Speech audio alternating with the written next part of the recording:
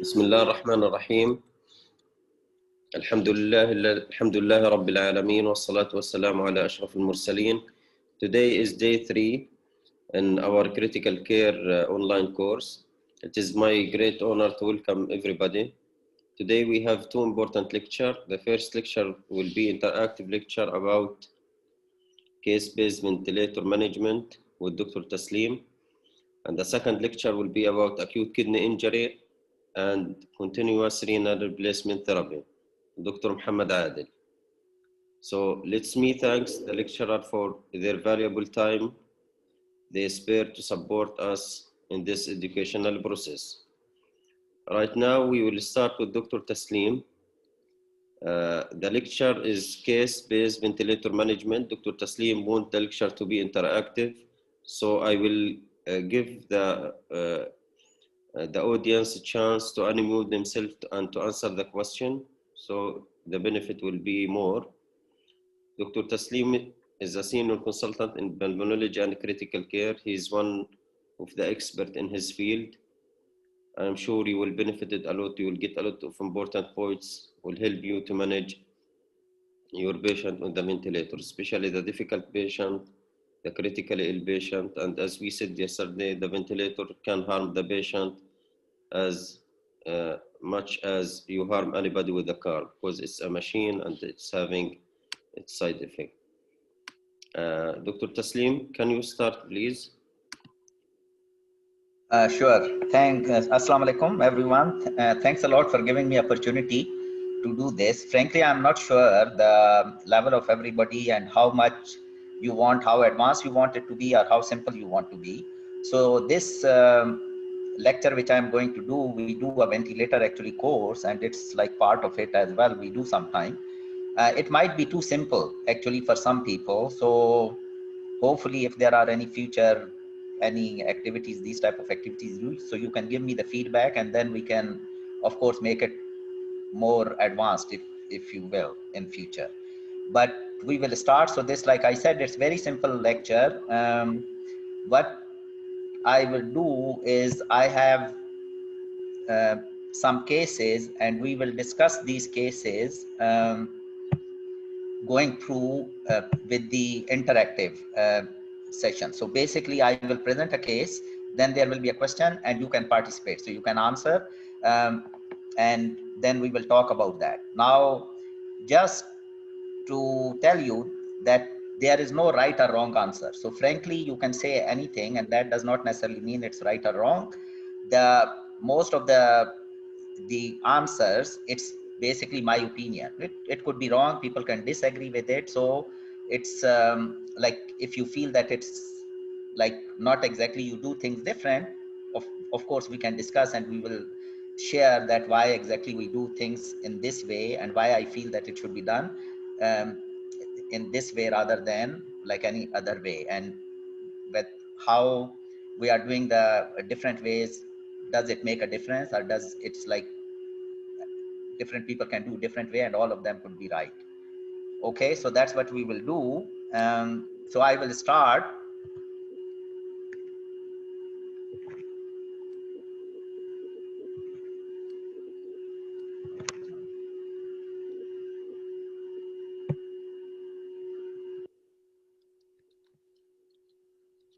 Okay, so for the first of all, I don't have actual or potential conflict of interest related to this presentation, and objectives are we are going to discuss 3 cases. Like I said, they are very simple cases. So one is ARDS, one case is asthma, and one is COPD case. So we will start with the first case. So this is a 64-year-old male with a history of type 2 diabetes mellitus and hypertension. He is admitted after 3 days of having increasing cough, fever, and dyspnea. His exam is significant for respiratory rate of 25. His saturation on room air is 80%. And when you put him on non-rebreather face mask, his saturation improves to 96%. You do a chest x-ray and it shows right lower lobe consolidation, and there are interstitial infiltrate in right middle zone as well as in left mid and lower zone. So basically bilateral infiltrates. You do an arterial blood gas, and his arterial blood gas when he is on non-rebreather face mask on 100% is his pH is 7.35. his PCO2 is 46 and his PO2 is 70. So the first question, do you think that this patient have ARDS? Yes or no?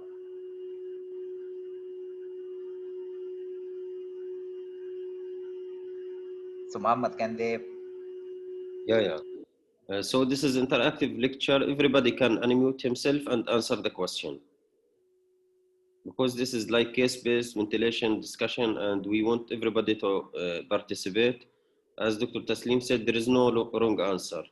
All our opinion and we are just want to reach the best true. So anybody can unmute and answer, Dr. Abdurrahman. Yeah, it's ARDS, yeah. PO2 and FiO2 about 70. Okay, so you think this patient has ARDS. Anybody disagree? If you agree, then you don't need to say, but anybody disagree that no, this patient doesn't have ARDS? I disagree. Okay, so why you disagree? I think because of the Berlin definition, we have to apply the beep at least 5. Okay, good. So the thing is, so this is the point of this question is that when you say the ARDS, the things are defined in certain ways. So there are difference. So you see, the thing is when you do the definitions and the Berlin definition and this, so what's the reason that there is Berlin definition? What was the idea that why they wanted to have Berlin definition? Because there are multiple old definitions as well. So when you define, the whole idea is most of it is for research purposes. Because if you do research tomorrow and you say that I have enrolled patients who have ARDS and they have mild, moderate, severe, whatever category of ARDS, then you want to make sure that it's consistent across all the studies which are done so you can compare. So the idea is that there is a Berlin definition for ARDS. And if we look at this definition, then almost all of this patient fulfills all the criteria because it's acute onset. There is an underlying process which can lead to ARDS. So that is good enough. There are bilateral infiltrates which are not explained by lung collapse or pleural effusion and those things. So that fulfills it. From the history, we don't get any history that this patient has potentially cardiogenic pulmonary edema. So that fulfills it. And then we look at the PF ratio, and he is on 100% and his oxygen level is 70. So his PF ratio is 70. So in fact, he is, from that criteria, he is severe ARDS. Yes. However, the issue is that the patient should be on PEEP, at least 5 of PEEP. So by definition, if you say, so this patient will not be called ARDS. Having said that, management wise, when we are talking about clinically, so if I want to enroll this patient in a ARDS study, and I am doing a research study on a patient, which I am enrolling patients with severe ARDS, although he fulfills all the criteria except PEEP, I cannot enroll him because he does not exactly fulfill 100% Berlin definition. However, clinically, almost all my management will be similar to a patient who has ARDS. So that's the idea of this question. So you have to understand, when you are talking about clinically, the patient might fulfill a lot of the criteria, but definition, when we go for research, it has to be very exact and particular. Okay, so we go to the next question. So next question is, would you place this patient on high frequency nasal cannula oxygen, or you will place him on non-invasive ventilation?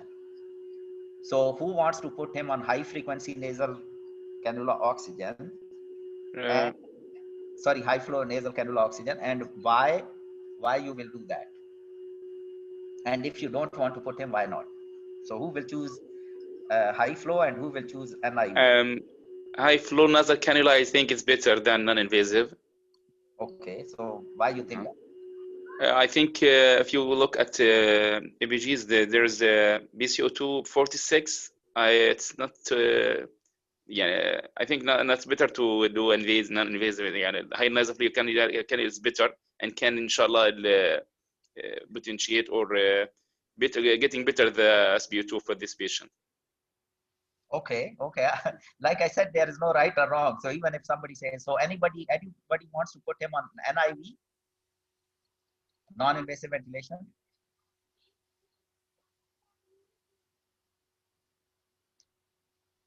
No. Okay, so everybody wants him to be on high flow nasal cannula. So the reasoning to put him on a high flow nasal cannula, I agree that you will favor more. You can put him on non-invasive ventilation, or you can put him on high flow nasal cannula. However, there is a study in the emergency room in which they compared the standard oxygen therapy, like he was on non-rebreather mask, and NIV, and high flow nasal cannula. So high flow nasal cannula in that study was better. It's not like very convincing. There are a lot of studies, so it's not like 100% that high flow nasal cannula will be better. But generally, the patients who have hypoxemic respiratory failure, generally the high flow nasal cannula oxygen is generally better. It's tolerated better generally compared to the non-invasive ventilation. And in that study, the results were better with high flow. So this patient, he has acute hypoxemic respiratory failure, so he is a good candidate to put him on high flow nasal cannula. Okay, so continue. So he is placed on high flow nasal cannula oxygen, but he continues to be tachypneic, and he has recurrent desaturations into low to mid 80s. He is intubated uneventfully, and he is placed on mechanical ventilation. So he is 178 centimeter tall, which is 5 feet 10 inches, if you go with feet and inches, and he weighs about 100 kilograms. So the first question is, what ventilatory mode would you choose for him? Would you put him on volume control ventilation or pressure control ventilation, and why? I think like yesterday, Dr. Roy said it's better to put the patient on volume control, not pressure control. Yeah. Okay, so okay, so why you think why so you have already attended the yesterday's lecture. So volume control. So what you will give me the reasoning? I say no, I want to put him on pressure control. What will your reasoning be? Reason because you can put the pressure the tidal volume. It's better for the such cases like 46 ml per kg, and pressure control you can't do the tidal volume. Is it? Okay. So anybody disagrees? I'm sure you are managing a lot of patients with ARDS or like acute hypoxemic respiratory failure. So any of you put the patients on the pressure control rather than volume control? Even for the pressure control, you can give fix it at the volume. No. But I think it's your preference. What you are familiar with, like volume control or pressure control. If you can ask me, I will tell you volume control, of course. But some of them they will say pressure control, and there is no difference. No. I think. Okay, anybody else? Anybody disagrees? Anybody? So you see that. So the thing is, so that's the idea. So like you got the basic idea right, that you have to control the tidal volume. So we have to do low tidal volume strategy because that's evidence based. So the ARDS low tidal volume strategy, we will definitely do that. Now, how you want to do that actually is not really very rigid. It doesn't has to be that you have to do volume control. Like you mentioned that the volume control is better. You will set that tidal volume, whatever you want, and then you don't need to worry. So in volume control, when somebody is on volume control, you worry about things, the pressures. So you have to monitor the pressure when this, and in pressure control, it's other way. So in pressure control, when you put pressure control, you don't worry too much about the pressures, but you monitor the volumes, and you want to make sure that the volumes are not problematic. They are not too high for ARDS. So it's like familiarity. So generally, for example, in our hospital, if I go to the, I ask any of the MICU people, almost all of them will put the patient on the volume control. However, if I go to the surgical ICU, they are treating the same ARDS patient, and they are putting the patient, lot of patients, they will put pressure control. Because with pressure control, as long as you are monitoring the volume, you can give almost the same volume. So it's not like strictly that you have to do a specific volume or pressure control. But like you mentioned, volume control is relatively easy because I will just put the volume in this. So you can put volume or pressure control. So the main thing is that whatever the familiar your mode is, whatever you are familiar with, just do that because you are more familiar and you can do better with that. Now, so why do we choose above modes? We already talked about that. So what initial vent setting would you like the patient to be on? So if we talk about, so generally, when you put anybody on the ventilator, there is a standard way you write the ventilatory prescription. So ventilator, always you write as a physician legally, and from the point of view, if somebody reviews that, okay, you have to have a prescription. You cannot have, it's like any other medication orders I do, anything I do, other orders. So respiratory therapy generally actually are more experienced. They know things about ventilator more than me. Even then, they cannot do things on their own. As a physician, you have to write an order. So when you write a ventilatory order, respiratory therapy will look at a lot of things, lot of other things which are not actually in the order. But for me to write an order, whenever you write a mechanical ventilation order, there are generally 5 things. So the first thing you write is what mode you want. So for example, we said the volume control or pressure control, and then how much assist, whether you are doing the assist control or SIMV or pressure support. So basically how much support you are giving, full or like partial support, or the patient is just spontaneous, all of it. So that's my mode. The next thing you write is what is your rate for this patient. The third thing is, if you are on volume control, you have to write what is the volume control you want, and if you are on pressure control, what pressure you want. Then okay, you say that what is the PEEP I want to give the patient, and then you say what is my FiO2. So those are 5 things. So you write it almost in the same way.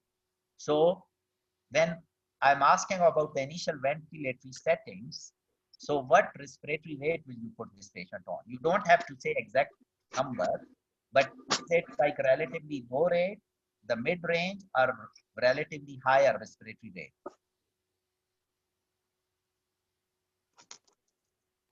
So the respiratory rate will be high or mid or low range. Since the patient is already tachypneic, I would like to go with the higher respiratory rate, and we'll do a subsequent ABG and find out how is his PCO2 and then adjust the rate accordingly. So initially while sitting, I would like to keep a little higher rate, maybe around 26 to 28. And depending upon the subsequent ABGs, or maybe I will repeat an ABG at around half an hour and just see how is the trend, and then I would like to adjust the rate accordingly. Okay, so that is rate. What about the tidal volume? Tidal volume we already talked about because this is ARDS patient. So what is our standard tidal volume? Low tidal volume ventilation. So preferably I would like to start with 6 ml per kg. Okay, so 6 ml ideal per body weight. Okay, so 6 ml per kg. And in rare situation, of course, you can go to 8, but generally 6 ml, and then we might have to come down. So that's tidal volume. How about PEEP? Low PEEP or high PEEP? 8 to 10 PEEP. 8 to 10, I think you can start with, and you can increase or decrease according to patient, and you can start with the. So generally the ARDS. Sorry, doctor. Yeah, so in ARDS, generally you require higher PEEP or lower PEEP? Higher PEEP. Higher PEEP. So good. Yeah. So the PEEP, and then FiO2, how much? 100%. Start with 100%. 100%, yeah, 100%. So 100%. So the thing is, FiO2 in all the any condition we consider, when you are generally putting on the patient on ventilator, even if a patient has completely normal lung, for example, like you are intubating somebody who has neurological problem, he cannot protect the airway, and then you are intubating him, and even then initially generally you put 100% and you come down. So the of course, you will put 100%, but ARDS patient, generally, they will require higher FiO2 anyway, even later on, when you sort of things settle down and you see. So they will require higher FiO2, they will require higher P, their tidal volume has to be controlled, their respiratory rate relatively high side. So now you put the patient on these settings. So what are your initial vent-related target parameters? What do you want to look at? Before we do the blood gas, before you put the patient on the ventilator, what are the things which you want to monitor on the ventilator to say that my settings are good or my settings are not good? Look for peak airway pressure. Peak airway pressure, okay. And make sure your plateau pressures are within 30 centimeters of water. Okay, so the plateau pressure. So the plateau pressure should be less than 30. 30 is your target. Okay. Less than 30, yes. Okay. And the next thing is your tidal volume. Make sure. Yeah, so tidal volume, because we have set. So the tidal volume is like set if we are volume control. So that's all. Compliance. I like compliance. I think lung compliance. Yeah, lung compliance you can look at, because if you want to see that how is the lung compliance. But the main thing is that we want to make sure that the patient's plateau pressure is good. So the plateau pressure is within our range. So the plateau pressure, we want it 30 or below. Okay. Yeah. So of course we look at, like before even do the blood gas, we always look at the patient vitals, and the saturation is okay and the patient monitoring is okay. But so you put this patient on initial ventilatory settings. He is a respiratory rate of 30, tidal volume is 450, his PEEP is 10, he is on 100% oxygen. He is sedated, you sedate him, you paralyze him. We are not discussing in this like other management. In all the cases, it's primarily ventilator. So we are focusing on ventilation. So he's sedated and paralyzed. So plateau pressure, you wanted less than 30. So his plateau pressure you check and it's 25. And now you have the blood gas. Yeah. So you do a blood gas, his pH is 7.25, his PCO2 is 60, and his PO2 is 58.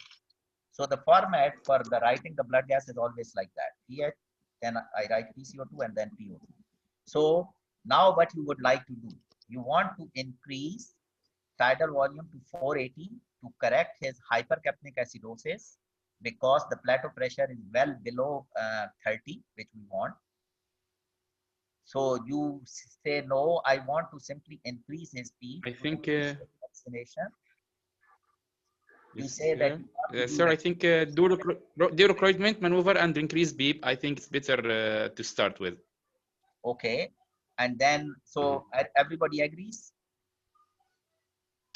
What I disagree. What I would do is I will still keep the tidal volume low, but instead I will try to increase the respiratory rate, because the rate is still 30, so that we don't cause any body trauma. I mean, the basis of ARDS ventilation is baby lung ventilation. So I will just keep the tidal volume low, but still we have some room for adjusting the respiratory rate. I may go little on the respiratory rate because his PCO2 is little high. Okay, so what about make no changes? I can agree with make no changes. Yeah, we can not. I mean, that's also fine, because as long as the pH is. I'm sorry, the person, one of you said that you will do recruitment maneuver and increase P. So his PO2 is 58. Yeah. So why patient is hypoxic? Patient hypoxic. PO2 58. You should do recruitment maneuver and increase beep. It's the better thing. But before I will look for the vital stable the patient. Is it hypotensive or good stable patient or not? To do with it. Yeah, he's a stable patient. So the thing is, so we are primarily focusing on the ventilation. But my question from you is that you said that you want to do recruitment maneuver and increase PEEP. Is that because you are not happy with PO2 of 58? Yeah. PO2 is too low of 58. I think it's low for this patient. So what is your target? In ARDS patient, the PO2, generally your PO2 target is what? How much you want PO2? Above 60, I think. Okay, so that's so actually your answer I like, it's the right answer, but the reasoning is not right. What do you think, why the reasoning is not right? Actually, this PO2 is good. The PO2 is not but FiO2 is 100%. is high. exactly. So the issue is not that his PO2 is not in the target. Actually, his PO2 is in the target, which we generally do in ARDS. The problem is that this PO2 you are achieving at 100%, which is a toxic level of oxygen. So the problem in this patient, if somebody shows me this blood gas and tells me that this is on 100%, in ARDS patient, I don't have actually the problem with the ventilation. Of course, his ventilation is not optimal, but generally in ARDS patient, we do permissive hypercapnia. And he is permissive hypercapnia, and he is in the same range of permissive hypercapnia, which we generally target. So that's not an issue. The issue is PO2 number itself is not an issue as well. However, the amount of oxygen he's requiring. So I want to get the same amount of oxygen, but at much lower FiO2. So to do that, I have to increase his PEEP. So either I will simply increase his PEEP and see what happens to oxidation, or if like you said that you are hemodynamically stable, everything is good, I can do recruitment maneuver and then increase the oxygen. So that's what we will do. Okay, so we will go now you feel that this patient need optimization, PEEP optimization, like we said, because his FiO2 was too high. So you want to optimize his PEEP. Now, what would be your strategy of PEEP optimization and why you choose that? So you say, I will do PO2, FiO2 table. I will do PV loop and keeping his PEEP above the lower inflection point on PV loop, which is pressure volume loop. I will stepwise increase the PEEP and I will look at the best compliance and I will keep on that compliance. I will do a stress index, what we call stress index. You look at the pressure tracing and you see whether it's 1, below 1, above 1. Or you say, no, I want CT imaging guided PEEP titration. Or you say, no, I want a bedside EIT, electrical impedance tomography, and I want the PEEP optimization by looking at that. So which one you will choose and why? Sorry, sir. The choice C, stepwise PEEP and titration and this compliance. Why? Why you want to do that? Why you can take like this on? Easily it can be done in the bedside. I'm asking you your reasoning, because I can say no, I don't want to do that. I will do PF ratio. So you have to convince the team. You have to, if you are rounding and your resident tells you, no, I want to do PF ratio table. It's very easy. Why I have to go through all this mess up of compliance and this? So you have to have some reasoning why you are doing one thing versus other. So what is your reasoning? That's what I'm asking. Sorry, I can't get the reason, please. So it's actually, so the idea of this question is that what is the best PEEP optimization strategy? What is the best strategy to optimize? I think there is no best strategy. I think what's you're familiar with, like pressure volume loop. If you are familiar with, you can do it stepwise PEEP titration. But for the CT imaging, of course, it will be very difficult. I think it's not like practical to do it. For bedside and medial guided PEEP, I never see it before, so I'm not familiar with them. So for me, I can go with the both, like pressure volume loop or stepwise PEEP titration. But for the best, I don't think FiO2 table is as good as other. Yeah, I think so. Yes. You are familiar. What is PO2 FiO2 table, by the way? Everybody knows about it. ARDS net table, yes. ARDS net study, the landmark study on which we based our 6 mils. So they compared 6 mils versus 12 mils. So in that study, actually, they did not look at all of these things to see the PEEP optimization. They simply based on how severely you are hypoxemic And based on that, how much FiO2 you are on, they will give you that peak. And they give very high peak actually. So if you are on 100% oxygen, they will give you the peak of 24. So it's very, very high peak. So they simply based on how severely hypoxemic you are. So you look at the you look at the FiO2, how much you are requiring, and you give the PO2 FiO2. And surprising, if you think about it, you will say that sounds very odd and that sound doesn't right. So the other strategies should be better. However, there is no strategy which has been clearly shown that one strategy is better than the other. Actually, the gold standard, if you look at it, will be CT imaging guiding peak, because you look at all the lung and how much lung you are recruiting. That's like a gold standard. Of course, you cannot take every patient to the CT scanner and do peak optimization over there. That's only done in the research studies. Nowadays, because you can do the bedside EIT, you can do at bedsides. In our surgical ICU, they have this. So they can do that. So you can do that. And there are studies coming along which say that, you see, that's pretty good for the peak optimization. But there are a lot of different strategies, but one strategy is not better than the other based on the study. But like I think your answer, I think the reason you said stepwise peak titration and best compliance is because that physiologically makes more sense. Because you say that, you know, that when the compliance is good, I should have the patient on that amount of peak. That's the idea. So basically, none is better than the other, but generally most of the people will do this. They will generally do stepwise peak titration and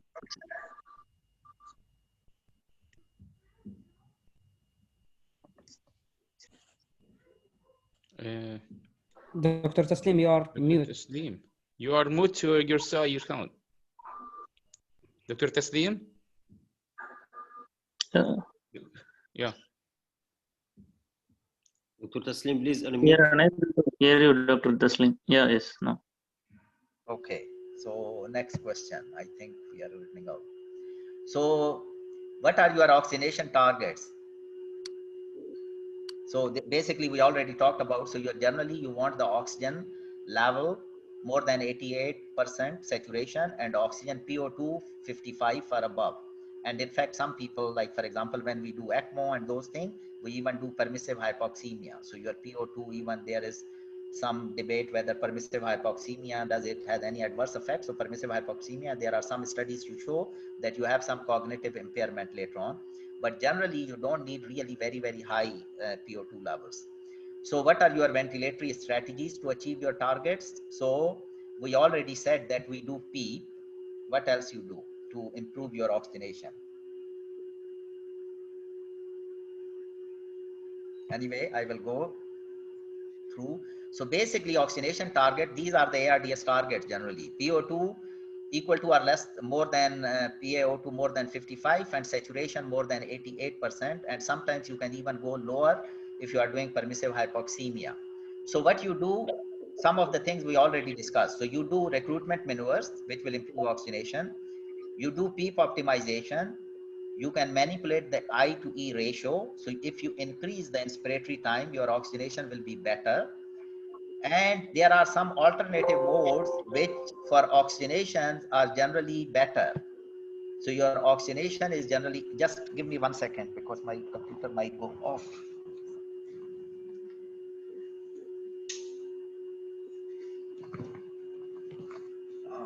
Sorry. So so you can do the alternative mode. So you can do APRV mode, or you can do high frequency oscillatory ventilation.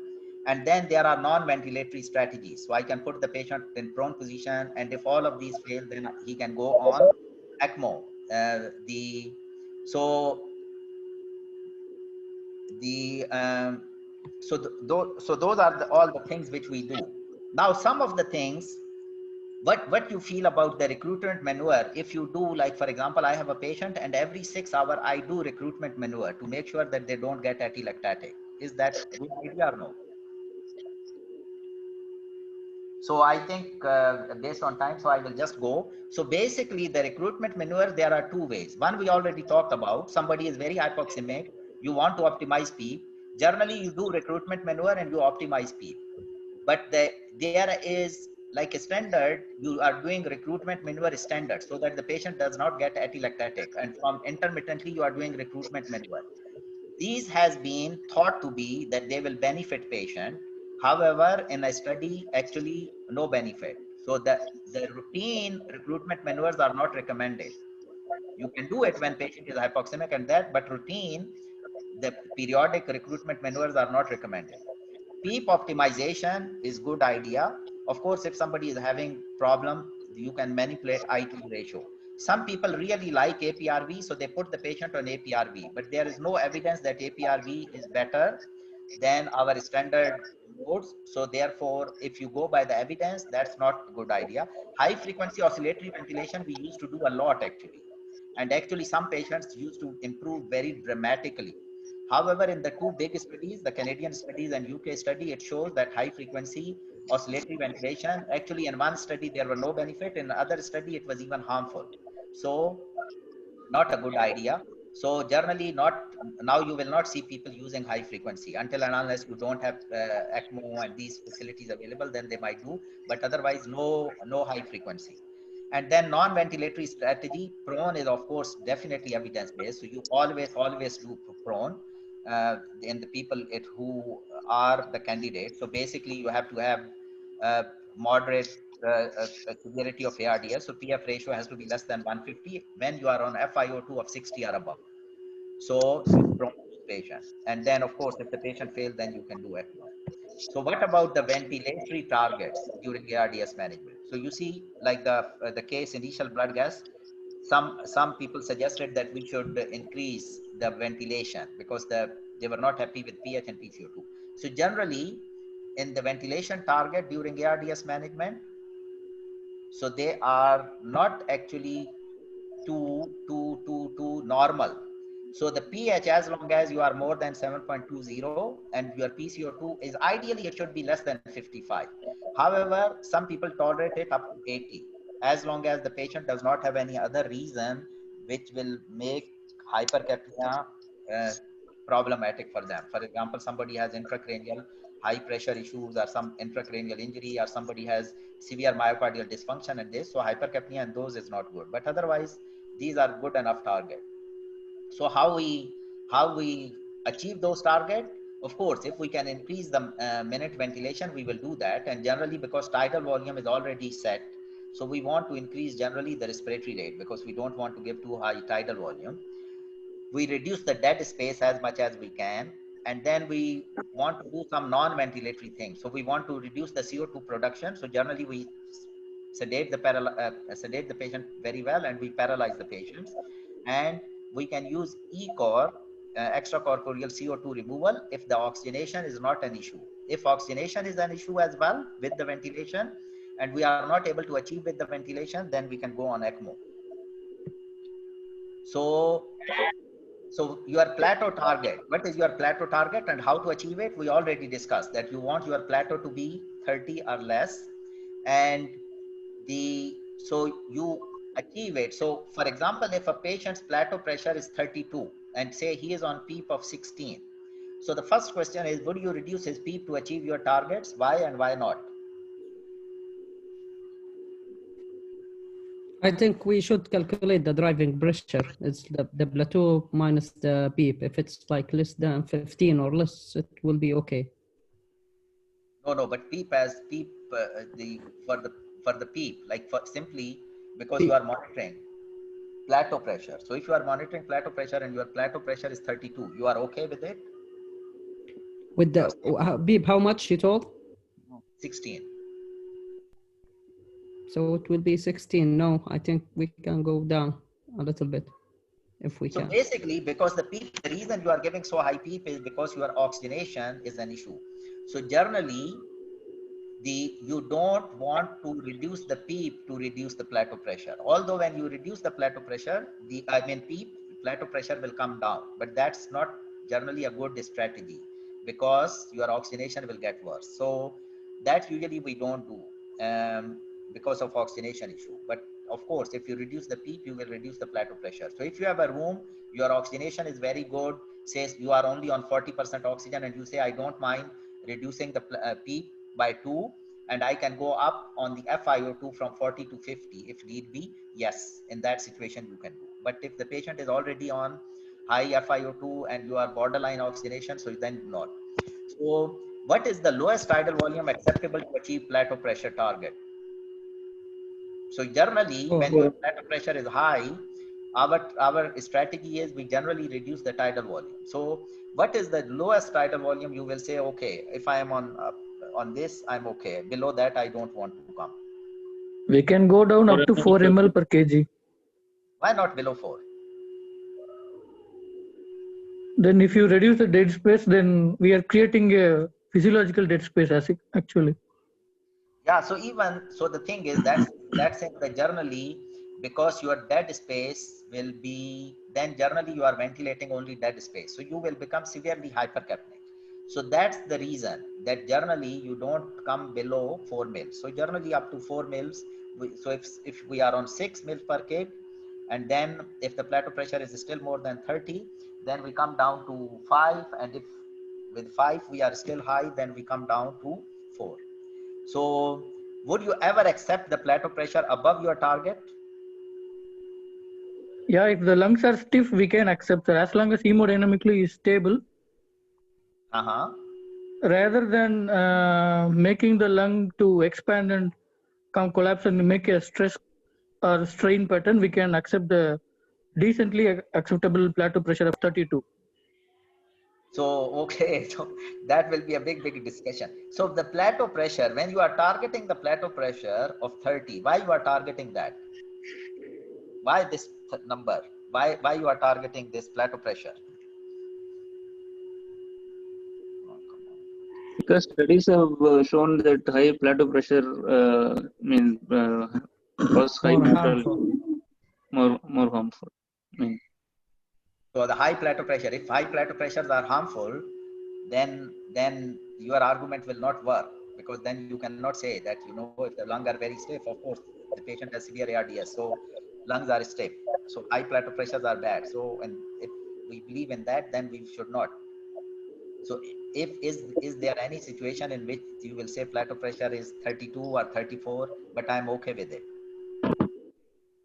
Like obese individual, where there might be the abdomen pressures, or the huge abdomen might cause a little high plateau pressure. So obese patient, if somebody has intra-abdominal issues, if they are really obese patient, in those patients you can say that the plateau pressure even it's a little bit higher. So why is that? In that situation it's not damaging their lung, the high plateau pressure?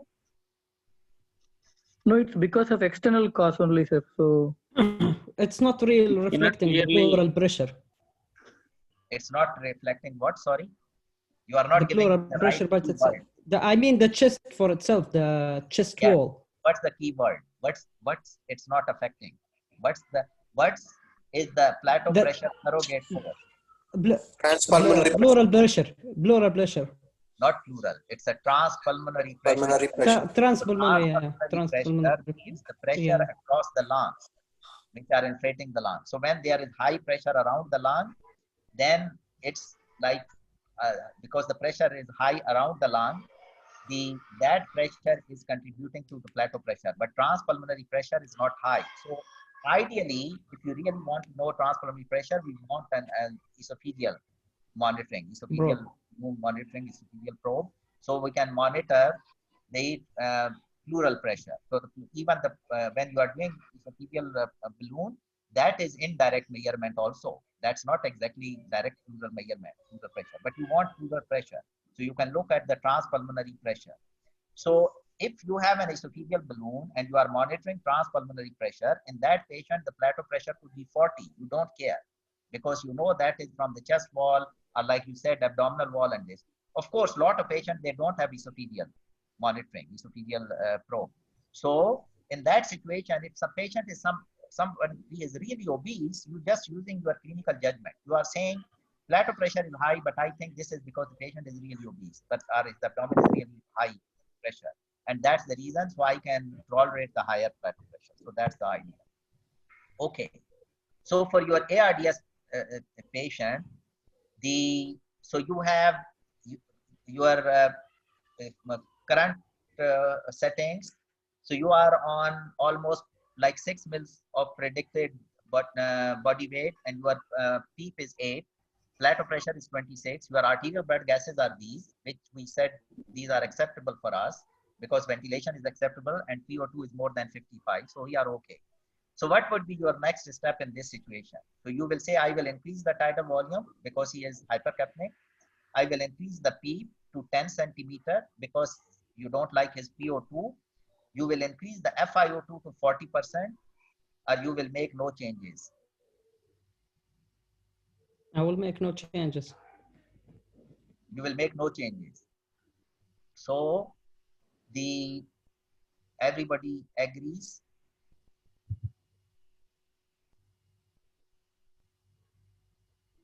So actually, Rabi, you already mentioned this thing before. So it's little bit like we are running out of time.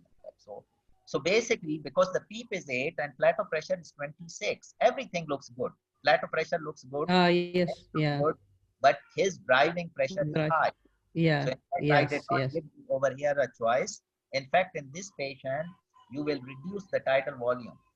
Although from the plateau pressure, looking at the plateau pressure, you don't need to reduce tidal volume. But I am reducing tidal volume because of the driving pressure. So in this situation, I will increase his speed, reduce his tidal volume, so to compensate, and of course have to increase his rate because otherwise he will become more hypercapnic. So the idea of that is that you have to pay attention to driving pressure as well. So don't simply look at the plateau pressures. Now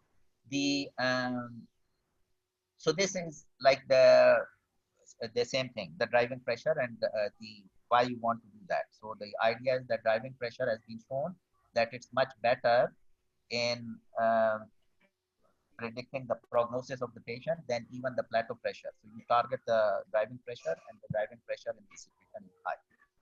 So I think we have only 10 minutes left. I don't think we will go able to go through all the cases, but I will go probably a little bit quicker because I have 2 cases. So this patient, you don't need to go through all of that. So this patient is basically a patient with asthma who comes to the emergency, and she's a female patient. So she fails.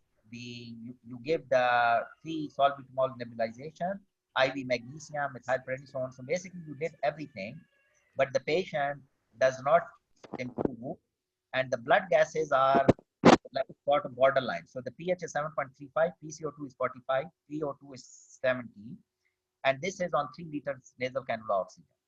So in this patient, would you give her NIV therapy? Would you give high flow nasal oxygen therapy? Will you continue with the nasal cannula to maintain the saturation in the normal range, or would you intubate? Can you intubate, or would you continue current therapy and repeat the blood gas in 1 hour? So because of the time constraints, so basically I will tell you in this type of situation, if you really think that the patient is breast, although there is no good evidence for that, you can try non-invasive ventilation. And you can see that because I'm looking at the patient is not too distressed, so I will just monitor the patient and do a blood gas in 1 hour and see how the patient is. So say this patient do a blood gas, but she continues to deteriorate, and now her PCO2 has increased to 50. So once, of course, this patient, even the previous blood gas was not good because it was 45. So asthma patient, they should have low PCO2 because they are hyperventilating.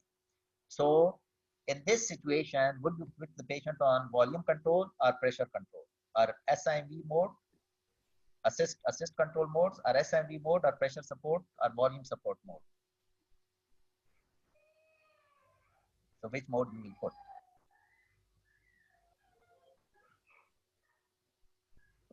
I think you can start with pressure support mode. Yeah, you can start with pressure support mode for this patient. So generally the pressure support, so the thing is that generally when the patients are failing, so initially when you put them on the ventilator, until and unless you are doing it for just airway protection or something, if they control mode failure, you want generally controlled modes. So generally you put the patient in control modes, because the thing is that pressure support, the patient is doing a lot of work. The reason the patient gets she is getting hypercapnic is because she is tiring out. Exhausted. Her muscle, she has her muscle exhausted. So you want to control her. Now, the idea of this question is that in ARDS, like I told you, that whatever mode you are familiar with, you can put volume or you can put pressure. Frankly, But for this volume, yeah, theoretically, frankly, over here, you can say the same. However, you know that the pressure control works according to pressure, and her peak pressure will be so high, you have to put her on a massive amount of pressure if you put her on pressure control. And that doesn't make sense, because the whole idea of pressure control is that you are controlling the pressure, so you are not giving injurious pressure. So ideally, the patients almost always, practically, asthma patients, so you will put them on volume control, because their pressures will be very high. So you will put volume, and you will put control mode. So volume AC, we will put her. Okay. So her, before you intubated her, her respiratory rate is 30 and her blood gases, but pH was 7.25, PCO2 60, PO2 of 80. So which setting out of these four you will do? You will put the 25 respiratory rate, 400 tidal volume, no PEEP 100%, or you will put respiratory rate 40, 360 tidal volume, 5 of PEEP and 100%, or would you put 25 rate, 360 tidal volume, 5 of PEEP and 100%, or would you put 14 rate, 500 tidal volume, 0 PEEP and 100%? So which one? I think you can put in respiratory rate 14, tidal volume 36, PEEP 5, and with 100% FiO2. Good. So the idea of this is that you don't want, essentially, you don't want high minute ventilation, because these patients, they have auto PEEP problem. So high minute ventilation you don't want, and high minute ventilation either way. So we don't want to give too high volume, and we don't want to give her too much rate. So 25 rate is relatively higher, so we don't want that. And the tidal volume 400, 500 are relatively higher, so we don't want that. So then we are left with rate of 14, 360. Okay. So what parameter you will monitor in this situation? In ARDS, we were interested mainly in plateau pressure. In this situation, peak pressure. So we are interested in peak pressure. We are interested in plateau pressure, because we are interested in what's the difference. And we are interested in auto peak, because these patients will auto peak, right? Yeah. So those are the things So we want peak pressure. We want peak pressure. We want plateau. We want to look at peak to plateau difference. We want auto peak, and we want to say exhale tidal volume. Why exhale tidal volume you are looking at? Because exhale tidal volume Stacking, whether patient is having auto peak, and sometimes auto peak, when you look at the flow tracing, it might not show you auto peak well. So if the exhale volume is low, then you have to figure out that why it's that. I have another case after that, but I will finish after that, because we are running out of time. So the patient is deeply sedated and paralyzed. She is on volume control, rate of 30, 500 tidal volume, 5 of PEEP, 80%. Her respiratory flow rate is 60 liter. Her plateau pressure is 35. Auto PEEP is 15. So she is having auto PEEP. Her blood gas is 7.24, 55 PCO2, PO2 63. Her blood pressure is low. She is tachycardic. Her respiratory rate is high. And oxygen saturation is 89.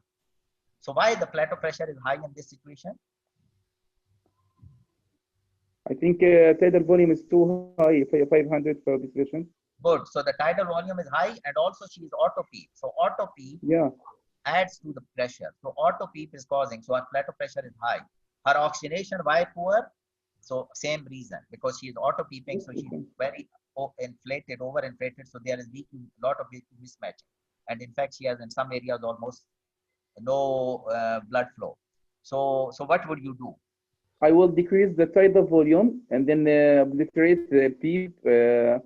Okay, so I will ask you the question. So basically, so your answer should be in this situation, simple answer. Reduce the minute ventilation. So the question, just minute ventilation, I will reduce. Now, so just minute ventilation. So would you change her to SINV? Sorry, I didn't get it. So would you change that to SINV mode? Would you reduce the respiratory rate to 15? Would you increase the respiratory flow rate to 90, or would you decrease the tidal volume to 300?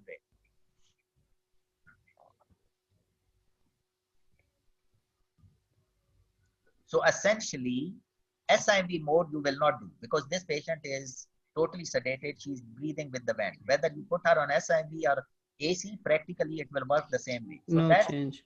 doesn't make sense. So that is not. However, all the other things we do to reduce the auto peak. So if I reduce her respiratory rate to 15, that will reduce auto peak. If I increase her inspiratory flow rate, that will reduce her auto peak. And if I decrease her tidal volume to 300, that will reduce auto peak. So all of them will work. And what I will do, you already said, respiratory rate. And the question is, why respiratory rate? So the reason respiratory rate is so this will happen. If I change to SIMV mode, she is a passive patient. It's not going to make a difference. When I reduce the respiratory rate to 15, so 500 mil now, I didn't change the volume. Although the volume was high, I did not change it. However, for that, 500 mil, now I will have 3.5 second exhalation time. If I increase her inspiratory flow rate from 60 to 90, that's very significant increase. However, still I will have only 1.66 second for 500 mil for expiration, which is not good enough. And if I decrease the tidal volume, although now I have lower volume to get out, still my time for exhalation is only 1.70. Compare this volume 300 coming out in 1.70 second, and compare 500 volume in 3.5 second. 500 volume in 3.5 second is better, and therefore you will decrease the rate. Although all of these things are reducing the auto peak, but you will reduce the rate. So you start the patient. Sir, I want to ask you please one question. Sure. Sir, please. If you do you think if we can change the mode to SIMV mode, Yes. the patient can getting better or bad, because he will take expiratory effort and he will be respiratory fatigue for this patient. Do you agree with me or not? No. So because this patient is passive patient. So you see the question is, if the patient is breathing, for example, if the question was that this patient, your respiratory rate is 15 and the patient is breathing at 30. So you can make an argument, then you can say that because with the AC mode, I am giving each breath 500. When the patient, I will change it to SIMV, then I will give the patient, which he will take 15 breath, or she will take 15 breath, that will be less than 500. But the exactly what you are saying, this is the other problem. It's CO2 production problem as well. So the patient will be working a lot, respiratory muscle, there will be more weakness, CO2 production will be high. Even in that situation, it will be not a good idea. But in this situation, it will not make any difference practically, whether it's just by name that you are saying SIMV mode, but actually practically the patient is the same as AC. SIMV mode, yeah. So that's the idea. Thank you. Sure. So you start the patient on continuous Ventolin nebulization. So what parameter will help you to decide that this is working or not? So the question is, sometimes we give patient continuous Ventolin nebulization or every 1 hour. So the question is, how do you decide that, this is working, or I'm just giving this medicine and it's not doing anything? What are your parameters which you look at to say that with each nebulization, the patient is actually continuing to get better? So the medicine is continuing to work. Difference between the peak pressure and the plateau. Exactly. So the thing is, the peak pressure should improve. So the peak pressure should come down.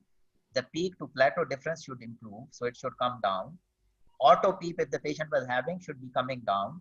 And actually, you can look at the flow volume loop and you will see that the peak flow is now better. So you can see all those things, and that tells you. So don't continue to give patient continuous bronchodilator or even 1 hour bronchodilator. Sometimes we do that and we are not paying any attention to ventilator. Actually, you can monitor it on the bedside, that each nebulizer, is it working or not? And have I achieved to the maximum, or do I still have room? Okay, so I will stop here because I ran out of time. I didn't realize I had another case.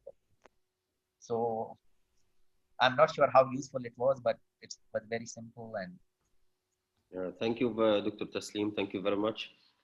Thank you very much, Dr. Taslim. Thank you, Doctor. Thank you, Dr. Taslim. thank you, It was a very nice lecture. thank you, thanks. Also, thanks for the audience who are interactive with us, Dr. Rabia, Dr. Abdurrahman Safi, Dr. Aaron, Dr. Dinesh.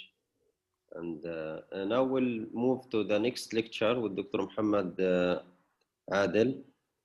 Dr. Muhammad, are you on? Yes, I'm on, and I am enjoying Dr. Taslim presentation as usual for years, mashallah. For years, we still enjoy every time Dr. Taslim presentation is very interesting and very interactive. Thank you. MashaAllah. You can share the screen, Dr. Muhammad.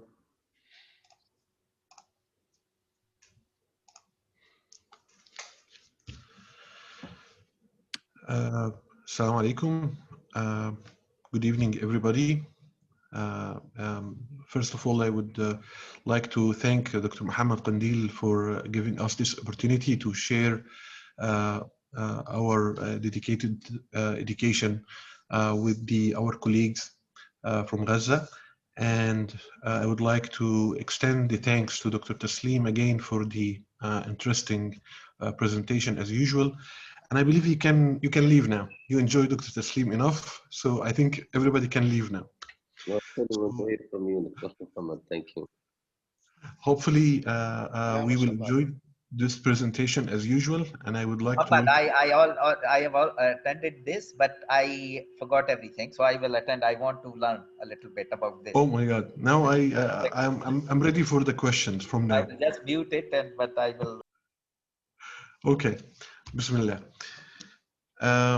So this is just to disclose that I don't have any conflict of interest with this presentations. Today, we're gonna discuss the dialytic support in the settings of critically ill patients in the ICU. So to overview, what we are gonna discuss today is basically when to start the renal replacement therapy for the patient in general, which modality we should choose when we are starting the dialytic support for the critically ill patient in the ICU, and how can we do it. So just to go back a little bit and go back to the basics again, understanding what is the acute kidney injury, totally different entity and discussion from the ARDS and the different modes of ventilation and the interesting recruitment maneuvers by Dr. Taslim. Thanks again for him. So AKI is a heterogeneous syndrome characterized by a rapid declining in glomerular filtration rate, which results in, first of all, as we all know, the retention of the metabolic waste products like the urea and creatinine and etc., the dysregulation of fluid, electrolyte, and acid-base hemostasis. This is just a more of general definition, what AKI means. But when we look at AKI, by definition, we in ICU, we like numbers, and we stick to numbers, as you noticed from all the previous my seniors and our colleagues' presentations. ICU usually interested in numbers. So when there's an increase of serum creatinine, more than 26 millimole within 48 hours, or increase 1.5 times of the baseline of the serum creatinine, if you look at the baseline back in 7 days, comparing that to the baseline 1.5 times increase, this is how we can explain the acute kidney injury, as well as the decrease in the urine volume. Usually it's not only, as we always say, it's not a single number, it's a trend. You have to look at the trend of the increase in the urea and creatinine and those of waste products, as well as the decrease in the urine volume, less than 0.5 ml per kg per hour. Again, this is a definition of lab-based, if you noticed. But every time when we discuss cases between us, among us, and with our colleagues from nephrology, so we should have a common language to describe an AKI. So that's why they came up with a different criteria of describing the AKI. Looking at the classification of Reifel criteria, and I believe it's old enough that everybody knows about it, between risk, stage, injury stage, failure stage, loss, and end stage renal disease criteria. If you can see from the Reifel criteria at the risk stage, again, the increase in the serum creatinine 1.5 times, or the reduction in the glomerular filtration rate more than 25% of the baseline, along with the urine output reduction less than 0.5 ml per kg per hour for 6 hours. At injury stage, for an example, again, doubling of the serum creatinine with more than a reduction on 50% of the glomerular filtration rate, with the decrease of urine output 0.5 ml per kg per hour for sure, for at least 12 hours.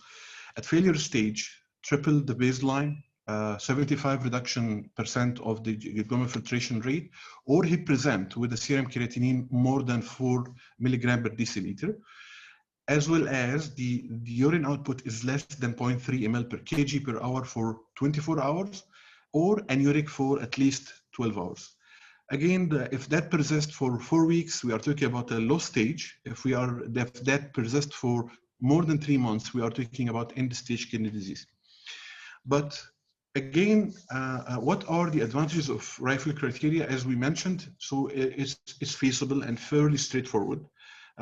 You know the baseline serum creatinine, and we observe the increase in the serum creatinine from the baseline 1.5 times, doubling or tripling, or presenting with more than 300 millimole, along with the decreased urine output, can stratify your patient with the AKI either in in different stages. Secondly, the patient characterized, as we said, a higher mortality in the failure stage than the in risk and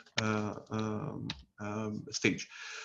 Okay, so that was the Reifel criterion, and it's quite old, and a newer classification is the KDIGO. So in 2012, the work group, the Kidney Disease Improving Global Outcome, KDIGO, have released a newer classification for AKI, only for 3 stages. So they summarized the Reifel criteria based on the AKIN study, the big trial in the acute kidney injury, and they categorized the AKI in 3 different stages. Just to summarize that, in stage 1, almost doubling the baseline serum creatinine, along with the decrease of urine output less than 0.5 ml per kg per hour, up to 12 hours, from 6 to 12 hours. At stage 2, almost tripling of the baseline serum creatinine with the reduction of the urine output more than 12 hours. When we say KDIGO stage 3, this is at the point that the patient may even present with a creatinine more than 350, as we mentioned earlier, or along with the reduction of urine output less than 0.3 ml per kg per hour for more than 24 hours, or again, as we said, anuria for more than 12 hours. Up to now, any question?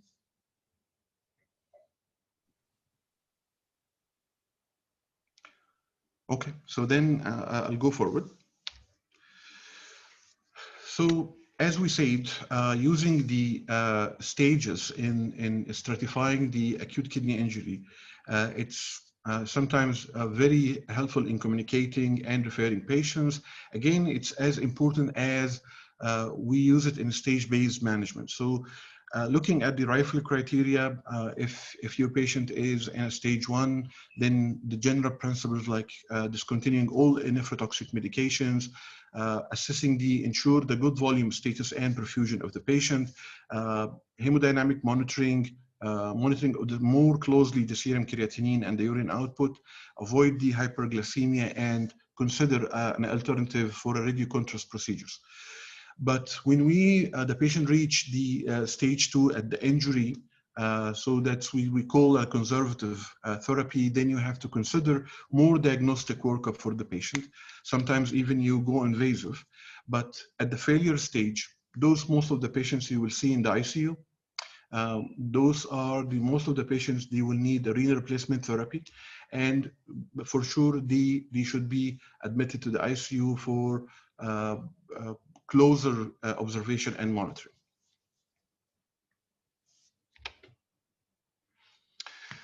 So now let's move on and find out when to start the renal replacement therapy for your patient with AKI. So again, just to remind ourselves that the renal replacement therapy is, it works like mimics the kidney functions, but it will work as the removal of the waste solutes, waste products, as we mentioned earlier, regulates the acid-base balance and regulate the electrolytes, and will help of the fluid management and removal. But again, don't forget the kidney has different exocrine functions, like producing the enzymes, hormones like erythropoietin and vitamin D. The renal replacement therapy will not replace that. So again, indications for renal replacement therapy in critically ill AKI patients. So as all we know, just always good to remind ourselves, there is a life-threatening indications that, and it's not, it's based on the KDIGO guidelines and landmark trials. So hyperkalemia with ECG changes, more than 6 milliequivalent per liter, metabolic acidosis with a pH less than 7.15, and pulmonary edema, which is resistant to diuresis, and for sure the uremic encephalopathy, uremic pericarditis. Those are the uremic complications. Those are the absolute renal indications for renal replacement therapy. So looking back at the guidelines, so initiation of renal replacement therapy emergently when there is a life-threatening changes in fluid, electrolyte, and acid-base balance exist.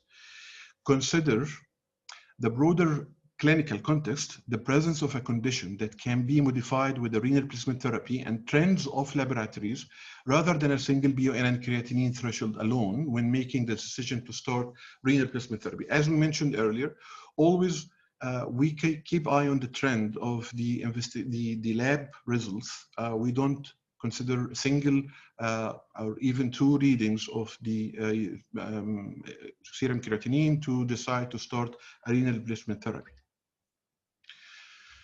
So early versus late, it's a question that never, a lot of studies, as you can see, have been looking at which is better, early initiation of renal replacement therapy versus a late initiation.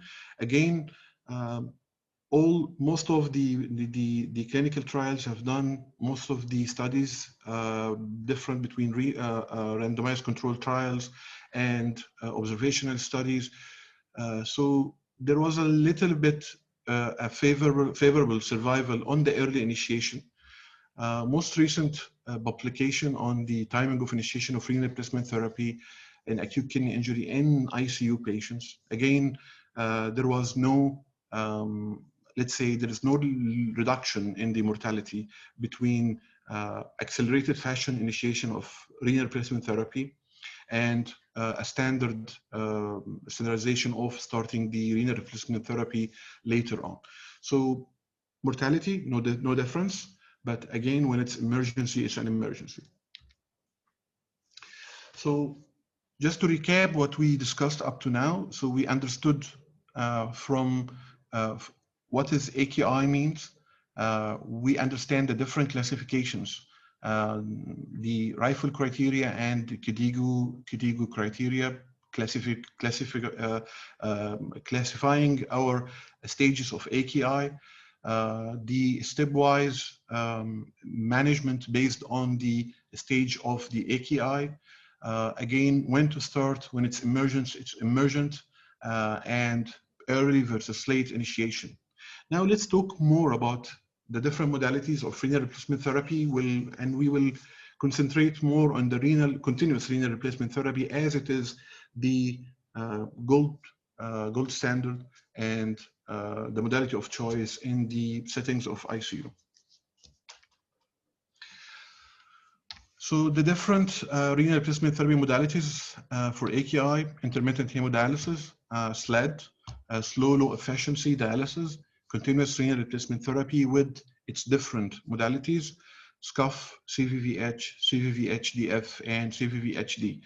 So shortly we'll be explaining further on the different modalities of the continuous renal replacement therapy. So to understand more the continuous renal replacement therapy, it's one of those extracorporeal blood purification therapy intended to substitute the impaired renal functions over the extended period of time. Usually we aim up to 24 hours in patients with severe acute kidney injury in the ICU. So again, the same purpose is to remove the nitrogenous and the other waste products to correct the electrolytes, water, and acid-base imbalance associated with renal failure. So it's a routinely used modality of AKI intensive care unit, and throughout much of the world, CRRT represents spectrum of modalities, as we mentioned earlier: the SCUF, CVVH, CVVHDF, and CVVHD. So to begin with, let's understand in details a little bit, looking at the filters we use or membranes that we use. So the dialysis needs an semi-permeable membrane. This type of membrane has, let's say, an allowance of low molecular weight waste products with the different sizes, molecular weight different sizes, has to go through this membrane. So let's imagine this purple sphere representing a low molecular weight waste product. It's small enough to pass through the membrane, the semi-permeable membrane. The green sphere representing water are small enough to pass through the membrane. But looking at the RBCs, it's big enough to pass through the membrane. So looking at the different molecular weight of the different molecules, and to know that it's good to know that there is a limit of the membrane, the semi-permeable membrane, to pass molecular weight products with up to 50 kilodalton, a molecular weight of the small, middle-sized, and large-sized molecular weight waste products. According to the molecular weight, it will go through the membrane. So remember, it's up to 50,000 or 50 kilodalton. This is the limit of the permeability of the membrane. So again, 4 basic principles we need to understand, and we will take it step by step to understand the different principles of the continuous renal replacement therapy, which is the cornerstone of the modality of choice in the ICU, especially in the critically ill patient. So ultrafiltration, convection, diffusion, and adsorption. On the following slides, we will introduce and explain the 4 different modalities. So let's start with the ultrafiltration. So ultrafiltration is the movement of the fluid through the semi-permeable membrane along a pressure gradient. Means, so the fluid will move from the higher pressure gradient to the lower pressure. So the fluid will move with the pressure gradient. So this is what we call it the ultrafiltration. Again, fluid movement through the membrane from the high pressure to the low pressure. This is the ultrafiltration, and remember the fluid moved with the pressure gradient. So this fluid contains solutes, waste products that also can be transported with the fluid, which with a different principle here, which is the convection. So in convection, the solution moves, as we can see from the diagram. The solutes dissolve in it, move along with it, with something called the solvent drag. So the convection method increase the spectrum to solutes that can be removed during the hemodialysis. Again, so the fluid moved with the ultrafiltration from high pressure to the low pressure. The dissolved solutes in this fluid moved by the solvent drag with the fluid by the convection. So the first principle was the ultrafiltration, and the second principle is the convection. So during convection, the movement of the fluid through the membrane is caused, as we mentioned, by pressure gradient. Looking at the diagram, the membrane between the blood coming from the axis from the patient and going back to the patient, right? And it moves the high pressure gradient between the blood and the dialysate. The fluid will move, taking with it the solutes. Up to now, if everything is clear, or shall I explain further? It's not as interesting as the mechanical ventilation, but I believe we are good to take questions if any clarification needed up to this point. Yes, anybody can unmute himself and ask the question. There is one comment. They said all clear. Just go ahead. Okay, good. Okay. So hemofiltration works by a combination of ultrafiltration and convection. We just explained the ultrafiltration, again, the movement of the fluid from high pressure to low pressure by pressure gradient, and convection, the solutes solved in the solution moved by the solvent drag. So in combination of both of them, the hemofiltration occurs. Ultrafiltration plus the convection. So ultrafiltration, movement of the fluid through a semi-permeable membrane along a pressure gradient. Convection, a movement of the solutes by ultrafiltration across a semi-permeable membrane. Just to simplify the both principle, again, if we started considering this the patient blood with a high concentration of low molecular weight solutes, and so it moved by pressure gradient the fluid from the patient side to the dialysate by ultrafiltration. And the solutes inside moved by convection. So again, the next step would be the replacement. And if you compare how we started with a very high concentration of low molecular weight in the patient blood, and we finished with the low cleared low molecular, waste products and fluid removed as well. Okay, there are two ways to replace ultrafiltered fluid.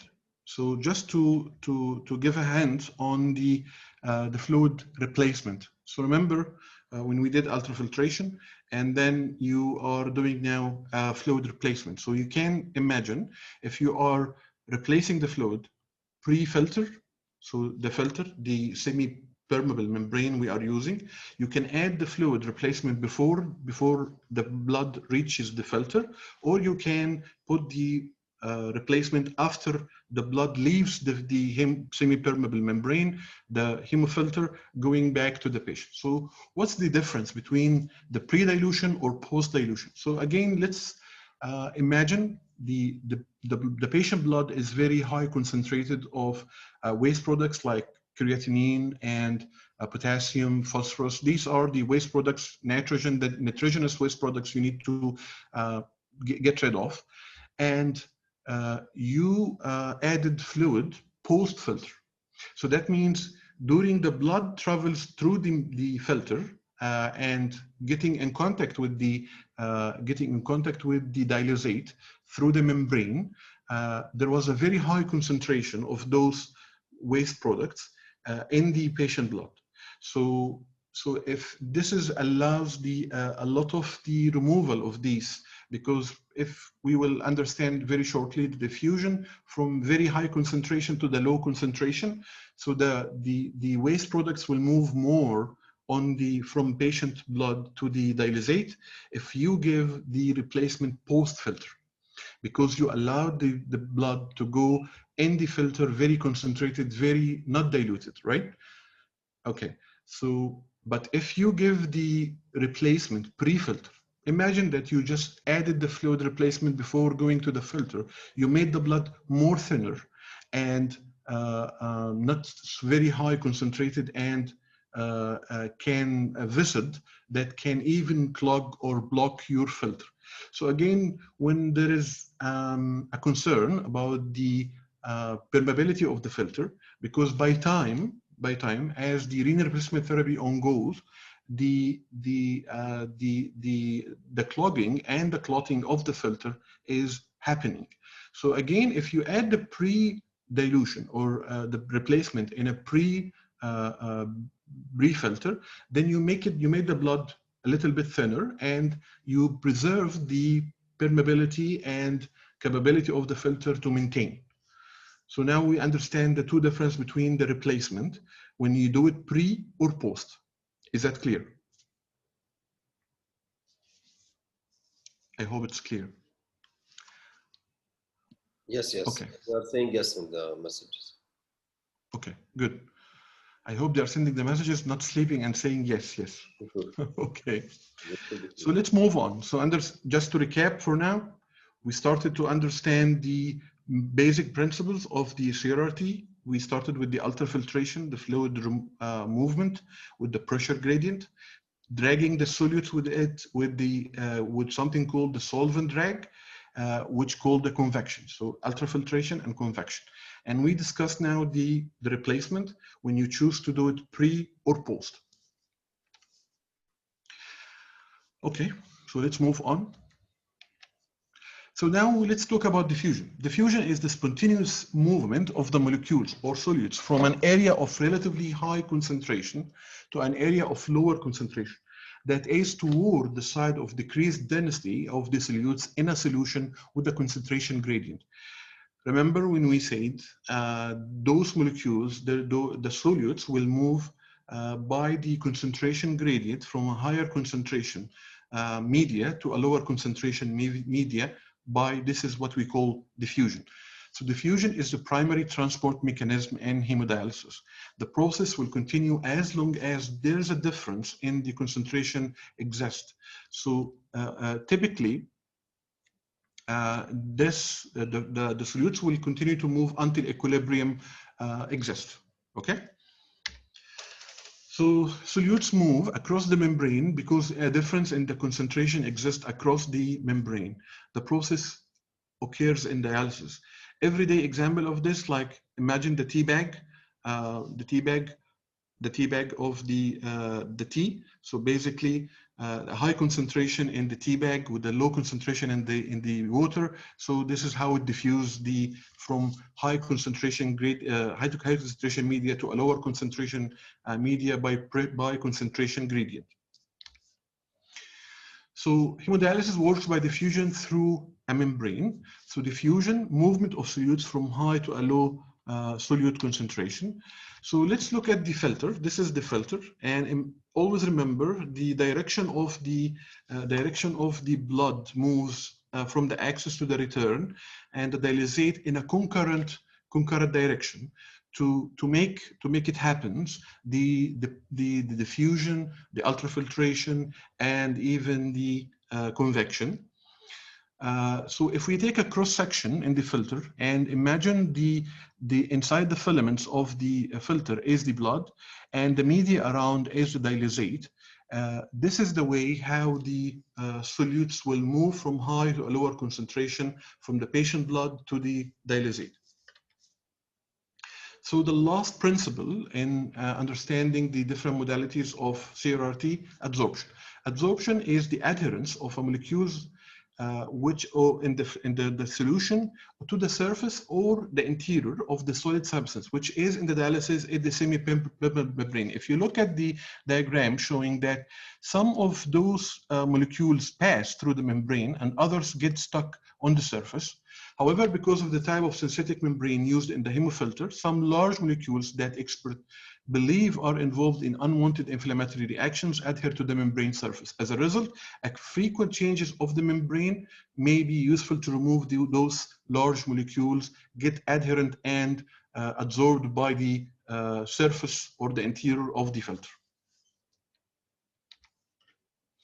So to compare between the diffusion and the convection, so diffusion more effective for clearance of small molecules. Remember, small molecules like urea, creatinine, phosphate, and convection is effective less dependent on molecular size. It's more effective for middle size molecules like pro-inflammatory mediators.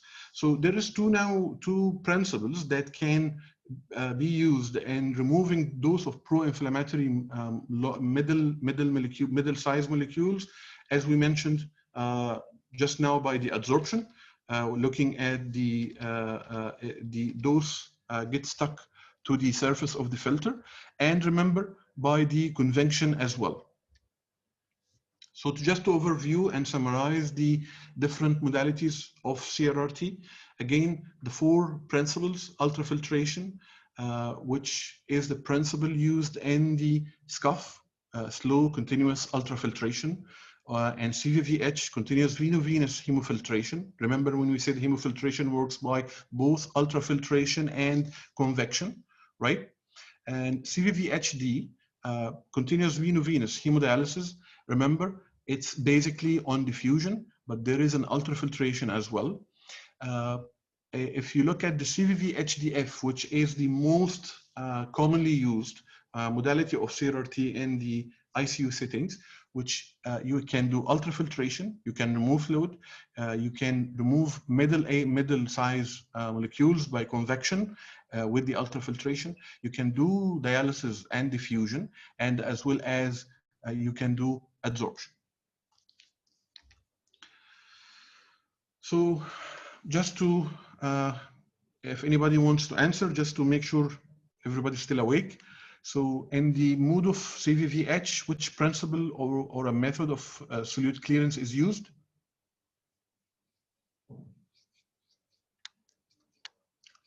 Okay, I'll answer then.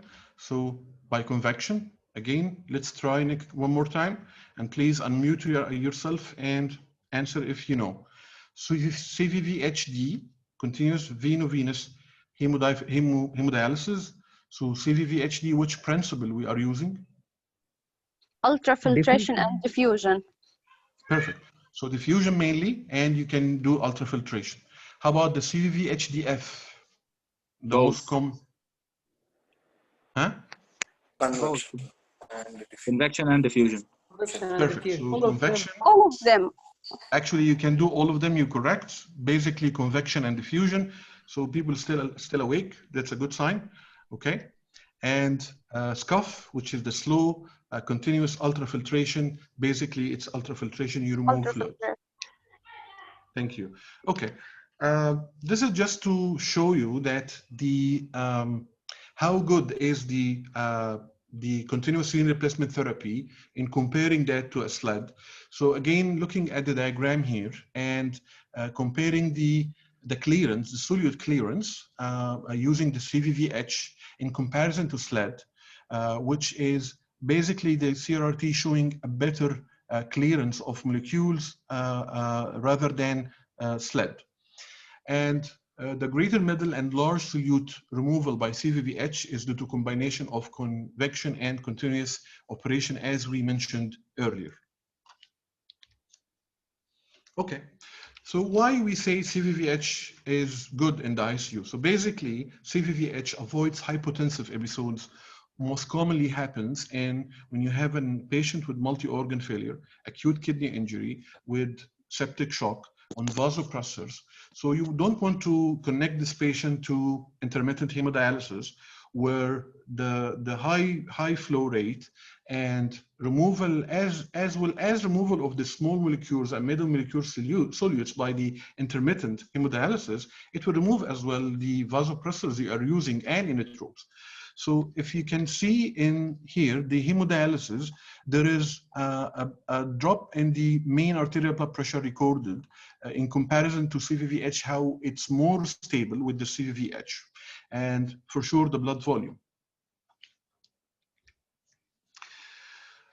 So dialysis intervention by guidelines, again back to the guidelines. So the guidelines suggest that the CRRT, rather than standard intermittent renal replacement therapy for hemodynamically unstable patients, so we define the unstable, hemodynamically unstable patient, any patient on a single or more than one vasopressors in the ICU. This is a hemodynamically unstable patient, cannot stand the intermittent hemodialysis, and it has to be by guidelines CRRT.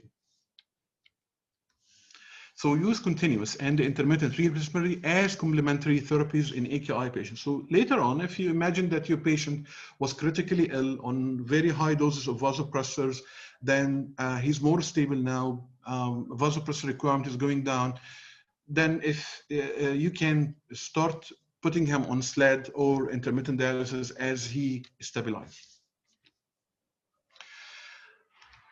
Okay, so those are different studies. Honestly to say that those are, not all of them are randomized controlled trials.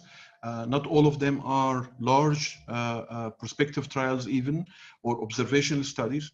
So if you look at the rate of recovery from using the CRRT as a modality for dialysis, a lot of observation that the recovery of renal functions is more common on the side of CRRT rather than intermittent hemodialysis. Again, a very important indication of the continuous renal replacement therapy in the ICU, those patients with, especially in the neurocritical care unit, with patients with high ICP, patients with assumed increased intracranial pressure. So it is indicated, as you can see from this diagram, looking at the different modalities of dialysis, like the CVVH and intermittent hemodialysis. So again, remember this equilibrium syndrome. The principle of the fall in the serum osmolality happens more with the intermittent hemodialysis in comparison to CVVH. So by guidelines, the CRRT is indicated rather than the intermittent renal replacement therapy for AKI with patients with acute brain injury or other causes of increased intracranial pressure or generalized brain edema. Now we reach to the point that you can use the CRRT or the continuous renal replacement therapy for non-renal indication. So we discussed about the renal indications, and we understood when it's emergency, it's an emergency. But now there's another non-renal, extra-renal indications like removal of cytokines.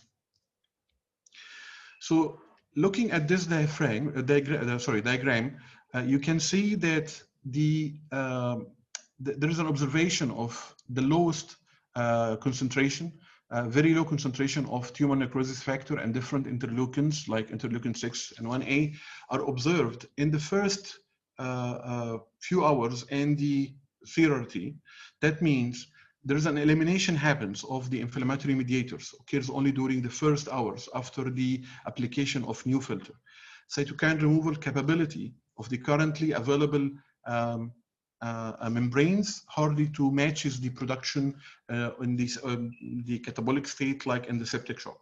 That's why those here we are discussing about the regular dialysis filters.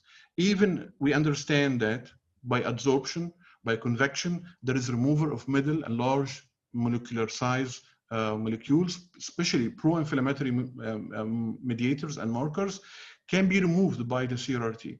But what if we produced a different filter that can remove the cytokines because this is dedicated to remove cytokines. Here, looking at this diagram, showing the difference between different filters available in the market. Those are dedicated to remove cytokines, comparing between CytoSorb, Oxyris, and Turiamycin. So those are filters that are dedicated to remove cytokines. And here you can see the concentration of interleukin-6 in 2 hours. It's the lowest when they compared in that study, an Italian study in post cardiothoracic surgery patients. There was the lowest reduction in the lowest concentration of interleukin-6 using that filter, and which is really correlated to increase the risk of death when there is a high concentration of interleukin-6. Again, to explain, some of these filters can do more than removing of cytokines. It can even remove endotoxins. So endotoxins, that filter, also Oxyris, was observed that it was manufactured to remove as well as the cytokines and the endotoxins, which in common scenarios when the septic shock and sepsis. So imagine that you can help your patient even by removing the cytokines, the pro-inflammatory and mediators and endotoxins, which can help both help in resolving the septic shock and the catabolic state is happening. There is any alternative of continuous renal replacement therapy? Yes, the slow, low efficiency dialysis, which typically performed up to 12 hours, between 6 and 12 hours. Conventional dialysis machine, a little less labor intensive and requires less training and startup. So major advantages are flexibility, cost reduction, and sometimes no need for low or absent need for anticoagulation. Actually, it has similar adequacy and hemodynamics. One small study showed a slightly higher acidosis and lower blood pressure with the SLAD. VA trial in 2008 suggests similar outcome between the CRRT and the intermittent renal replacement therapy. So in general, back to the renal replacement therapy, how we can do it. So it's a process of care. You need a vascular access. You need to know the membrane characteristics. You need to choose the solution that you're going to use and the proper anticoagulation and the proper dose you need to use to deliver the therapy. So I'm quite sure everybody knows this. So by recommendation, again, initiation of the renal replacement therapy we should use uncuffed, non-tunneled dialysis catheters. We preserve the others, the cuffed and the tunneled one, for the permanent dialysis, not for AKI in the settings of ICU or outside the ICU. So when choosing the vein for insertion of dialysis catheter, we always remember to preserve the subclavian vein for the permanent. If the patient ended up his AKI persistent for more than 3 months, 4 months, then they will need to insert a permicath for him. So that's why we need to preserve the subclavian. So usually the first choice comes the right IJ, second choice will be femoral vein, and third choice, usually the dialysis from the left jugular vein is very sometimes associated with a lot of troubles like low access pressure, sometimes high pressure, high return pressure. So because of the anatomy for sure. And the last choice always the subclavian, as we preserve it, as I mentioned, for the permanent permicath. So different solutions. So the idea of the solution is you are using the solution as a buffer system, right? So there is two in the market, two different concentrations or buffer-based solutions, bicarbonate and lactate. So serum lactate concentration was significantly higher, and the bicarbonate was lower in the patient treated with lactate-based solutions, and increased incidence of CVS events in the patient treated with lactate solutions like hypotension and inotropic support. As you can see, more hypotensive episodes and cardiovascular complications with the lactate lactate-based solutions. So bicarbonate is less, as it's shown here. So by guidelines, again, we suggest using bicarbonate rather than the lactate as a buffer in the dialysate and replacement fluid for renal replacement therapy in patients with AKI and liver failure or lactic acidemia. So again, the membrane, high flux membrane, synthetic, biocompatible, acting by providing both method of detoxification, diffusion for low molecular weight, and convection for large molecular weight and middle molecular weight. So we suggest to use a dialyzer with a biocompatible membrane for intermittent hemodialysis and CRT in patients with AKI. Anticoagulation, different modalities of anticoagulation needed with the renal replacement therapy, heparin, low molecular weight, citrate, which is the most commonly preferred with the continuous renal replacement therapy. Heparin and low molecular weight is more preferable with intermittent modalities, and regional heparin for sure. So for anticoagulation and intermittent renal replacement therapy, we recommend using either unfractionated or low molecular weight heparin rather than other anticoagulation. For CRRT, we suggest a regional citrate anticoagulation rather than heparin in patients who do not have contraindication for citrate. For sure, we can do straight anticoagulation, regional citrate. We can even do it as zero hep prescription if there is a contraindication for heparin. So looking at the dose, basically optimal intensity of it's still controversial. So basically there was a renal replacement and continuous renal replacement therapy. They have done a large randomized control trial. They used high intensity intensive dose like 35 ml per kg per hour versus a less intensive dose which was 20 ml per kg per hour. And then they compared in the KDIGO trial, they compared the outcome, the mortality. So basically there was no difference in mortality.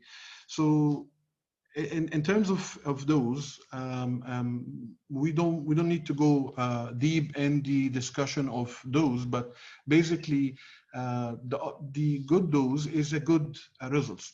As simple as that. So when you prescribe a good dose for your patient, you make sure that he will get benefit out of what you are doing for him. Sometimes overdosing, like there was a recent publication about sometimes overdosing or a big dose, very intensified dose and especially in the intubated critically ill patients, shown very poor ventilatory weaning process with the high doses. So that's why sometimes it should be individualized. So to conclude, so data from high quality RCTs are lacking. The current trend is to provide renal replacement therapy earlier. There may be a recovery advantage in using CRRT versus hemodialysis for an initial management of AKI with no difference on mortality. No benefit to intensive therapy, as we mentioned. So dialytic support of AKI is individualization, and remember, always remember, one size doesn't fit all. So thank you, and happy to answer any queries, any question. Please go ahead.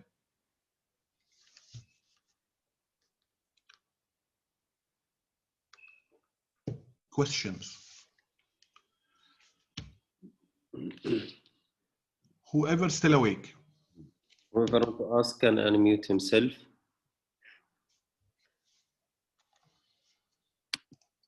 There is one comment saying, thank you very much, Doctor. Afwan. Dr. Adel, I had a question about pre and post replacement. You still have the same question, Tahir. But I would love to know why sometimes I see people use more in post replacement and less in pre replacement, or more in pre replacement and less in post replacement. Okay. What is the difference? Yeah, again, I will just emphasize again. So pre-dilution replacement and post dilution replacement. So basically, we use the post-dilution more with those patients who need more diffusion, more dialysis. So to make the blood, as I mentioned, more thick, more concentrated, highly concentrated with the nitrogenous waste products. So if you have the dilution, the replacement post-dilution, so you maintain the very high concentration in the patient blood and a very high probability and good quality of diffusion and dialysis for sure, when you don't have a concern about the permeability and the durability of your membrane. But when I bedside, I notice or the CRRT nurse noticed that the transmembrane pressure, there is a clogging happening with the filter. We will start to add some pre-dilution replacement. So replacement in the pre will make the blood a little bit thinner and less risk of the developing clotting and clogging. I hope that answer. Yes, it answered my question. I just have one more question, doctor. Okay, I think you have only one chance. So okay, one that it still has to do. It still has to do with the replacement fluids. Now, I noticed once when I was using with my patient the air canister. What's that? Come again? The bubble air canister, the bubble. Oh, okay, the canister, the air trap. The air trap. Right? Yeah. When it starts to clot, the nurse assigned was telling me if we increase the post dilution fluid, it can help with this clotting and help with the overall like membrane pressure. Is that true? Basically, membrane pressure, it's pre-dilution, it's pre-replacement, not post-replacement. For the air trap, usually the chamber is made to trap any air leak happens in the circuit, right? It has nothing to do with the replacement. So again, better diffusion, post-replacement, better lifespan of the filter, it's the pre-replacement. Got it. Thank you, Tahir. Thank you, yes. I have questions on chat, Dr. Muhammad. Yes, please. Asking, what's the role of CRRT in fulminant liver failure and for ammonia cytokine removal? Okay, so CRRT has, as we mentioned, if we use the basic principles like adsorption in fulminant hepatic failure, there is a special strategy using the continuous renal replacement therapy machine, the CRRT machine, to do liver dialysis as well. So, but it's a different filter. Not the usual dialysis filter, not the cytokine removal filter. It's a modality using a different filter to do liver dialysis as well, the MERS. Yes, there is another question about the removal of medication. When you are using the Oxyris and these things, how much the inflammatory markers are reliable, and what about the medication or given like antibiotic? So again, just to mention that thank you for the great question. So basically, remember always, CRRT is a continuous modality of renal replacement. So dosing of different antibiotics has a different adjustments rather than those with intermittent hemodialysis. So always there is a reference for the dosing of antibiotics. Again, it's not based on any observational trials or even randomized controlled trials. Again, it's the expert opinion. So, and the manufacturer, the antibiotics manufacturer recommendations of the different dosing using while your patient on any extracorporeal therapy like an ECMO as well. Up to now, there is no pharmacokinetic studies on the CRRT or ECMO testing the optimal dosing for antibiotics and antifungals and different medications. There is another comment. Thank you, Dr. Muhammad Abdelati. Dr. Muhammad, can you give general advice for our colleague in Palestine who are working in ICU? They don't have still the CRRT. Hopefully, it will be available soon. Inshallah. So again, what we should do about using like SLID? What about like COVID patient to start early? Like general advice from you as an expert in this field. So again, an advice from a colleague that basically, as we said, renal replacement therapy in the critically ill patient, especially COVID patients, we have observed that there is a very high coincidence of happening with, especially those with cytokine storm, very critically ill patients, multi-organ failure, a catabolic state. So in the absence of having the continuous renal replacement therapy available, SLID will be the next best modality. Try not to use the intermittent hemodialysis. Your patient will not be able to stand the intermittent hemodialysis. SLID is the best next step in the modalities you can use in the very critically ill sick patients, especially those with cytokine storm, being on febrile, high-grade fever, on vasopressors in a catabolic state, with rhabdomyolysis, and mimicking the refractory septic shock. Again, very high incidence of cytokine storm. So the best modality would be the SLID. Don't try the intermittent hemodialysis. The patient will not stand it. And but remember, there is a very high, what we have noticed, a very high risk of clotting. So we keep changing the filters because it keep clot and keep clog, especially on patient with COVID. I hope my comment was helping. Yeah, there is one question in private came, like, can we use SLID for non-kidney indication? I mean. Yes, sometimes we even connect the membranes like CytoSorb, cytokine removal, on the SLID machine to do the job of cytokine removal. So yeah, they can use Oxyris on the SLID for the most critical. No, unfortunately, Oxyris cannot be on the SLID modality.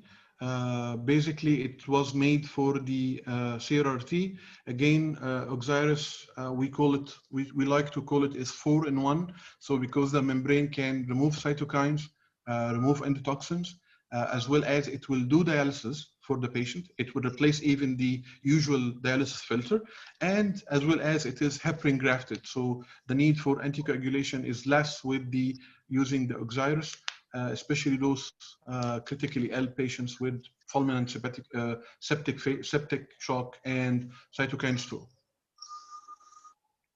So I'll give like 3 seconds. If there is any question, then we can close the session. I have a question. Yeah, go ahead again. Yeah. Well, sorry, Okay. one last question. Can using CRRT undermine inflammatory markers, specifically CRP, procalcitonin? No, it was never studied, up to my knowledge. But I don't think using the CRRT will alter the levels of the procalcitonin and CRP. Okay, thank you. You're welcome. Thank you, Dr. Muhammad. I have one question. ربيع أخيرا. أهلا Dr. Adel. Just one thing I want to ask, is there any difference in mortality regarding CRRT with their intermittent hemodialysis? So up to now, there is no big trials studying the difference in mortality. But again, the recommendation, as we mentioned, basically in the setting of ICU, in favor of the CRRT, considering the hemodynamically instability of the patients. Okay, thank you. Okay. So last call for any question.